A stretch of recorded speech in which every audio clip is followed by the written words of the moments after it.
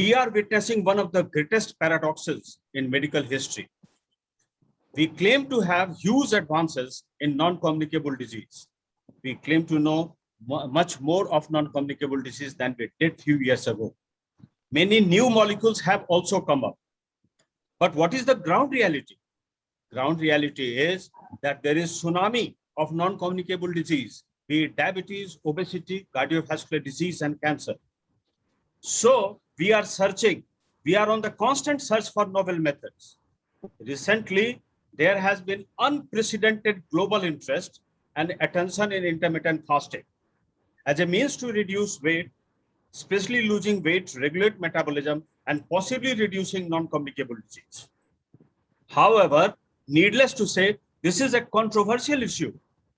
While many consider this as a new weapon against non-communicable disease, particularly obesity, others consider it a fad, just a passing phase, when scientific evidences will not come up and it doesn't have any scientific future. Today is the age of evidence-based medicine. As far as evidences are concerned, there are rodent studies pointing to good clinical and biochemical outcomes, but there is paucity of human studies. Net is overloaded with anecdotal experiences, small studies, observational studies, particularly in times like Ramadan. Now, intermittent fasting, in the purest form, it is the pattern of eating. It is not a particular type of diet. It is cycle between eating and fasting, feasting and fasting, and various schedules have been suggested. It doesn't suggest what we eat, but when we eat, those certain modifications like intermittent energy restriction and time restriction feeding have been suggested. During fasting window, non-calorie drinks are freely allowed. Is this concept of intermittent fasting a new one? No, this is being practiced since time immemorial in a variety of different formats by populations globally, in all religions. These are different types of regimen. We'll directly come to the popular methods of intermittent fasting. The most popular method of intermittent fasting which is being practiced today is 16/8 method. 8 hours of eating window, 16 hours of fasting window. Then there is 5:2 diet, 500 to 600 calories are allowed twice a week, and on rest of the days, normal diet. Eat, stop, eat diet, that is 24 hours fast once or twice a week. Warrior diet, just one meal and all calories within 4 hours. Factors hypothesized to link intermittent fasting and health outcomes are circadian biology, gut microbiome, and modifiable lifestyle behaviors like sleep, locomotion, energy intake, and consumption. This is the picture showing the same thing. We all know, friends, that organisms have evolved an endogenous circadian clock over a period of evolution to ensure that certain physiological processes are best performed at particular time. In mammals, the master biological clock is in suprachiasmatic nucleus of hypothalamus, which is entrant to light and dark stimuli. Remember the primitive human being. The primitive man used to hunt all day around, used to be awake all day around, doing all sorts of activities. And when the darkness set in, he used to relax. And that has set our pattern. Desynchronization of suprachiasmatic nucleus, the master clock in the brain, and peripheral circadian clock in liver, fat, and skeletal muscle cells may increase the risk of chronic disease. This picture is a wonderful picture showing circadian regulation of behaviors, hormones, physiology, metabolism, and energetics. Like greatest cardiovascular and muscle strength is around 4 p.m. The highest body temperature is around 6 p.m. Cholesterol synthesis after evening sets in, and so on and so forth. Now, this picture shows that certain functions are best performed during the wake or feeding period, and certain functions are best performed during the sleep and the fasting period. The timing of food intake is also an important determinant. It is hypothesized that intermittent fasting regimens, which synchronizes with 24-hour light-dark cycle, leads to improved oscillations in circadian clock gene expression, the reprogramming of molecular mechanisms of energy metabolism, and improved body weight regulation. Friends, we know that insulin sensitivity gradually decreases during the day, and it is maximum in the late evening and night. On top of that, there is secretion of growth hormone also. So what this results in? The meals which we consume at night are associated with greater postprandial glucose and insulin exposure than content-matched meals consumed during the day. And this leads to what? This leads to increased glycosylated hemoglobin level and risk of type 2 diabetes. Recently, gut microbiota, which is a complex, diverse, and vast microbial community in the intestinal tract, has occupied a very prominent place. And we know that they are about 100 trillion in number, and their composition varies in physiology and pathology. Intermittent fasting directly influences the gut microbiota. Now, a study in 8 overweight young adults found that increasing the nightly fasting duration to more than 14 hours resulted in statistically significant decreases in energy intake and weight. And that led to more sleep satisfaction, satiety, and good energy level. Calorie intake naturally, when the fasting window will be less, there will be increased energy consumption. And friends, just even one day fast or 75% calorie restriction was shown to reduce calorie intake by approximately 30% during the subsequent 3 days. Not only good effect on the day of fasting, but also in the subsequent 3 days. And statistically significant weight reduction was noticeable in 73% of trials of intermittent fasting. Now, rodent studies have also demonstrated that time-restricted feeding regimens increase locomotion, improve circadian activity rhythms, and it is indicator of overall rhythmicity. Sleep, eating meals at a normal circadian time is hypothesized to lead to circadian desynchronization and increasing the risk of cardiometabolic disease and cancer. Contraindications, of course, exist for intermittent fasting: pregnancy, heart problems, high blood pressure, children and adolescents, and persons having psychiatric disorders. Now comes the million dollar question, can diabetics fast? The American Diabetic Association doesn't recommend fasting as a technique for diabetes management. However, some studies suggest that the newly diagnosed diabetes cases can benefit from it. Friends, one question I'm going to ask from you, you all are stalwarts in your own locality. There have been several modalities of the treatment for diabetes, but is there any modality more effective than very low calorie diet and bariatric surgery? No. And at times they have resulted in reversal of diabetes. And what does that suggest? This suggests that solution to this complex multipathophysiciological disease, diabetes mellitus type 2, lies in diet and lifestyle rather than in the drugs. And we should aim possibly more at insulin resistance than the blood glucose. The mechanism of benefits are that metabolic switch. If there is more than 12 hours of fast, the metabolic switch will be from the carbohydrate metabolism to the fat metabolism, depletion of glycogen stores and free fatty acids utilized for energy. There will be reduction in insulin resistance and inflammatory markers. The cellular repair and autophagy will be promoted. There is no time left for this, but it is a wonderful thing to happen, and fasting helps in that. And all this results in what? In the loss of weight, in the optimization of the metabolism, protection against neurodegenerative disease like Alzheimer's and Parkinson's, improving memory, etc.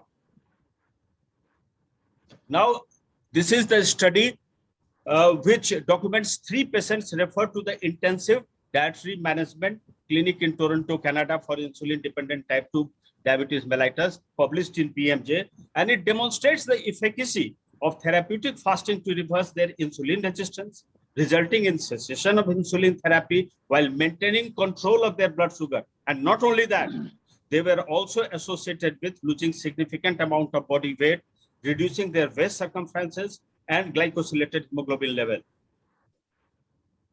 Now, this is another study which shows the effects of 1 week fasting therapy in patients with type 2 diabetes mellitus and metabolic syndrome. 1 week fasting therapy means taking 300 calories or less. Now, key learning points are that medically supervised therapeutic fasting regimens may help reverse new type 2 diabetes mellitus and minimize the use of pharmacological interventions. Therapeutic fasting is an underutilized dietary intervention. Fasting is a practical dietary strategy.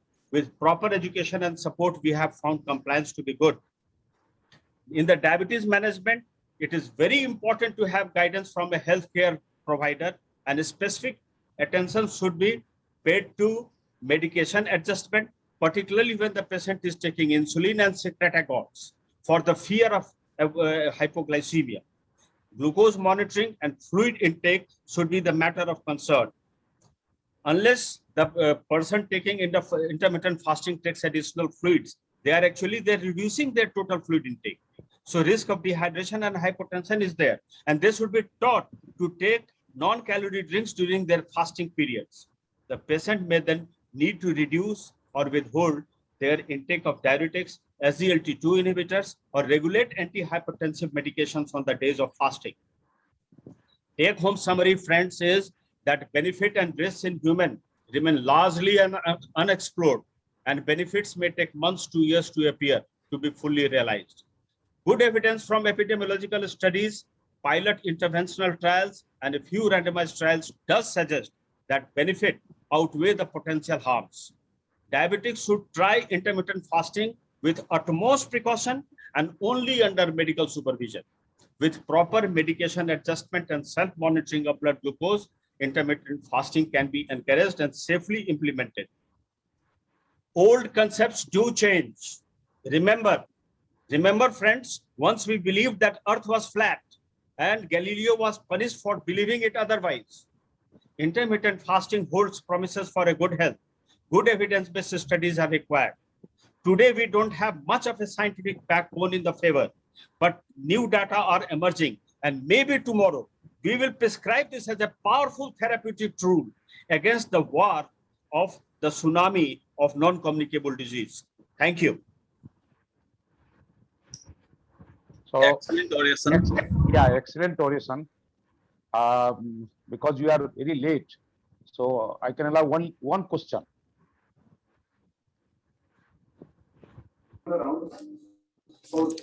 Dr. Sudhir, I'm sorry I interrupted you in the earlier, but great talk, excellent talk, very mind-boggling talk. Thank you, sir. Are you aware that you always talk about the Ramadan? Do you have any study with the Hindu festivals where you also fast for 9 to 10 days in Navratra and other things? Are you aware about any such thing? No, sir. Do you think that such a study should be done? Yes, definitely, sir. So it is a new concept. One thing I will like to suggest in this manner, because all of we know when we take a huge meal, there is a great increase in the level of glucose, and this results in the reactive hyperinsulinemia, and this hyperinsulinemia is responsible for most of the things. So unless we curb our carbohydrate metabolism and we do the fasting, and there is metabolic switch to the fat metabolism, we are possibly not going to reduce the insulin resistance. We want comment from T.O.P. Singh, our next chairperson. Sir, T.O.P. Singh. by a sir, great please. orator. Is Dr. T.O.P. Singh there, please? T.O.P. Singh. Yes, please. Yeah. T.O.P. sir, please. Am I audible? Yes, sir. Yes. Dr. Sudhir, you have elaborated all the points of a topic which is not accepted by all till now. And only time will tell when it is getting to be included in the management strategy of diabetes mellitus. Agreed, sir. Agreed. One comment here, Dr. Jha. Your talk was wonderful. The direct trial, in fact, did show that very low calorie diets did lead to remission in diabetes. But the biggest problem is that these so-called very low calorie and low calorie diets have a very poor compliance rate. They are not feasible. They are not sustainable. they're not delicious, and we do not have the long-term results. That is why these things have No never. quality of life, yeah. That is why they never succeeded. And when Dr. Arvinda Jagdisha talked about diet, I told him specifically to mention this thing, which he really mentioned in the end, that ultimately it is a well-balanced diet taken at small meals, taken at frequent intervals, so that your problem of high meals, high glucose spikes after a large meal is solved. So this is the right way, moderation. It is not to go for fast or not to do binge eating. Between the two, we have moderation. And what Dr. N.K. Singh talked about, the fasting that we have in Navaratri, I do it regularly twice a year, but that is not fasting, actual fasting. That happens sir. in Ramadan. See, I eat a lot of fruits. That is not fasting. Yes, sir. I eat non-wheat products. That's not fasting. So fasting is in Ramadan is something different. They eat early morning and they eat late in the evening. And they don't even take a sip of water. They don't take any water, anything. Another very rigorous fast is Chhath festival, but that is done only for 3 days, I think. Right? Yes, sir. Am I right? Dr. Birmani, Yeah. in Sir, Chhath sir. and in Jutiya and Chhath in Bihar, Yeah. you Dr. Jha might be knowing what is happening. So that is not fasting. I am Yeah, that is unaware. very strict. That is very strict. But Navratri is not strict. Navratri, we only take fruits and No, we take non-wheat products. My point is I'm that already full throat we should also study all the Hindu festivals, what is happening with the diabetic status and what to do. The problem, Sir. Dr. N.K. Singh, with Hindu festivals is they allow a lot of fruits to be taken.